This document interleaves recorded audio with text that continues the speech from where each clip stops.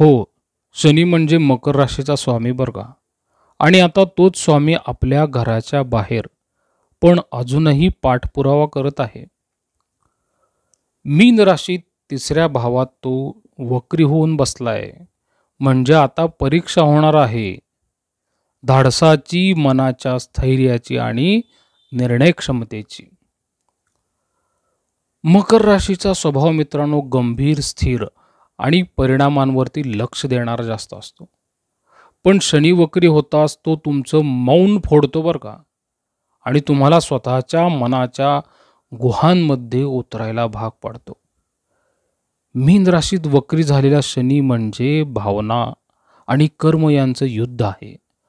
आणि मकर राशीसाठी ही वेळ आहे स्वतःला विचारण्याची, मी खरंच स्वतःच्या विचारांवर विश्वास ठेवतो का. तिसरा भाव म्हणजे धाडस, बंधुत्व, विचार प्रवाह आणि आत्म अभिव्यक्ती स्वातंत्र्य.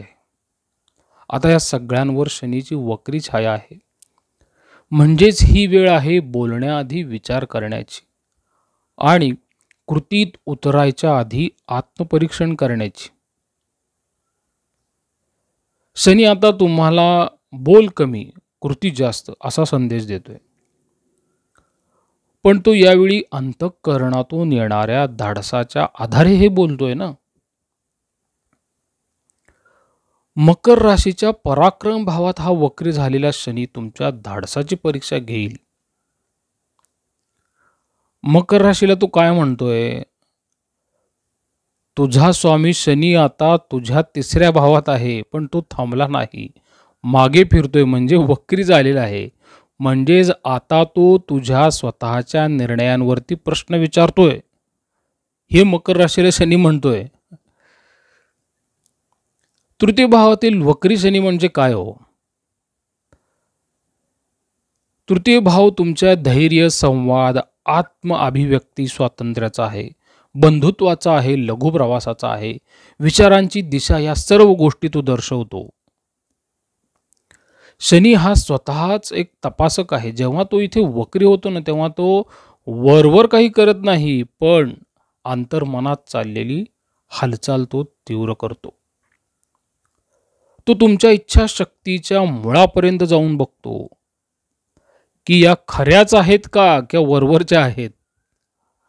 इच्छाशक्ती तपासेल तुमची. एक कठोर परीक्षक आहे बरं का तो, पण न्यायनिष्ठ गुरु पण शनीच आहे बरं का.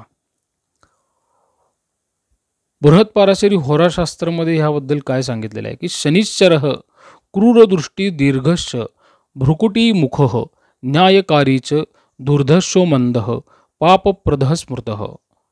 ह्याचा अर्थ असा आहे मित्रांनो, शनी क्रूर दृष्टिकोन असलेला, दीर्घ परिणाम देणारा, कायम भुवया ताट करून गंभीर चेहरा करणारा आहे.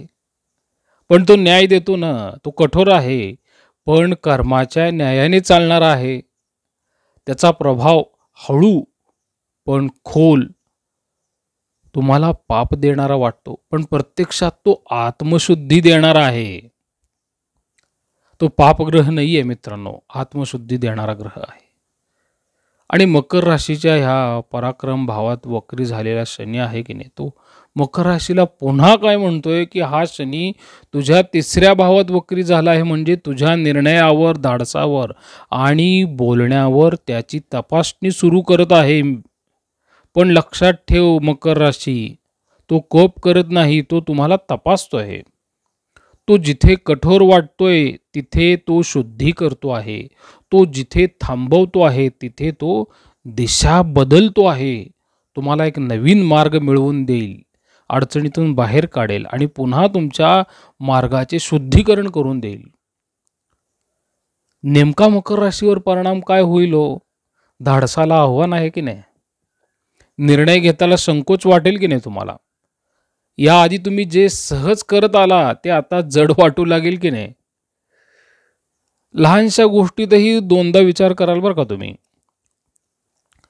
पण हे संकोच जे आहेत ना, म्हणजे ही भीती नाहीये, तो एक शनीचा स्टॉप आणि थिंक चा अलार्म आहे. शनी विचारेल तुम्हाला, झेप घेण्याआधी विचार केलास का? बंधू, भगिनी आणि कुटुंबातील जवळचे नाते थोडं दुराव्याचा टप्पा वाढवू शकतात बरं का. त्यामुळे बोलताना काळजी घ्या तुम्ही. काही जुने वाद परत समोर येतात, म्हणून कधी-कधी तुम्ही बोलणं टाळलं पाहिजे.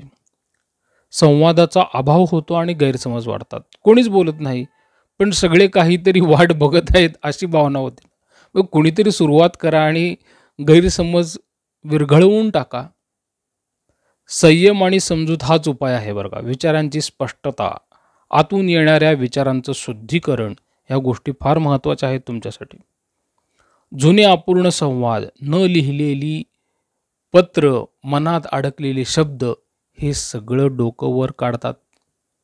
लिहिणं, जप किंवा एकांतात बोलणं, यामुळे तुमची मनाची शुद्धी होईल. तुम्ही जर सोशल मीडियावरती बोलत असाल ना, तर अत्यंत संयम ठेवा बरं का.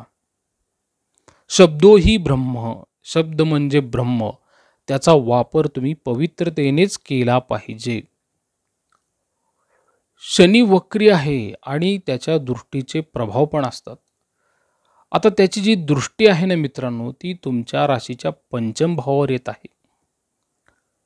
थोडं मुलांबाबतीत काळजी पण घेणं गरजेचं असतं. अभ्यासामध्ये त्यांचे थोडेफार अडथळे येतील. प्रेमसंबंधांमध्ये विसंवाद वाढत जातो. कला, काही क्रिएटिव्ह थॉट्स असतात, सृजनशील विचार असतात. काही काळ ते तुम्हाला अडकलेले वाटू शकतात. त्यांना एक दिशा मिळणार नाही. याचबरोबर मित्रांनो, 7वी जी दृष्टी आहे ती भाग्यभावावर आली. गुरु किंवा वडिलांशी मतभेद होऊ देऊ नका बरं का. आणि परदेशी प्रवास असेल तर त्यामध्ये थोडा विलंब होऊ शकतो. आता मित्रांनो, ह्या शनीची जी 10वी दृष्टी आहे ना, ती 10वी दृष्टी येते आहे 12व्या भावावरती. तुम्ही परदेशात असाल तर थोडे अडथळे येतील बरं का. हळूहळू प्रगती, पण विलंबानेच थोडं यश मिळेल, पण मिळेल. वक्री झालेला शनी ही संधी आहे की संकट आहे? संधीच आहे हो. स्वतःच्या मनातील आवाज स्पष्ट ऐकायची. मकर राशीच्या जातकांनो, शनी तुमचाच आहे. तो आता तुम्हाला बोलण्याआधी विचार आणि कर्तृत्वाआधी आत्मविश्वास शिकवतो आहे. स्वतःच्या पाठीशी उभं राहा, कारण शनी आता तुमचं मन, तुमचं बंधुत्व आणि तुमचं आत्मसामर्थ्य यांची पुन्हा चाचणी घेणार आहे. ह्यामध्ये मग उपाय काय आहेत मित्रांनो? तुम्ही शनिवारी तिळाचं तेल किंवा काळे कपडे, लोखंड यांचं दान करू शकता. हे आपल्या शास्त्रामध्येच पूर्वीच्या सांगितलेलं आहे. बंधूंशी संवाद साधा. जरी ते थोडं कठीण वाटलं तरी तुम्ही गैरसमज मनातले काढून टाका. आत्मपरीक्षणासाठी तुम्ही तुमच्यासाठी काहीतरी मुद्दे लिहून काढा डायरीमध्ये. उपासनेने काय होईल मित्रांनो, तुमचे विचार स्पष्ट होतील आणि निर्णय घेताना तुम्हाला मार्ग मोकळा होईल. धाडस ही उघडपणाची झेप नसून शहाणपणाने उभं राहणं असतं. आणि शनी मकर राशीला काय म्हणतो आहे की मी तुला उचलणार नाही, पण तुला स्वतः उभं राहायला लावणार आहे. माझं काम आहे थोडं थांबवणं, पण बदलासाठी, हे सुद्धा शनी म्हणतोय. शनी म्हणतोय धाडस कमी होणार नाही, पण अधिक मजबूत होणार आहे आणि ते सुद्धा तुझ्याच आतून होणार आहे. प्रसाद कुलकर्णी, पंढरपूर. श्रीराम.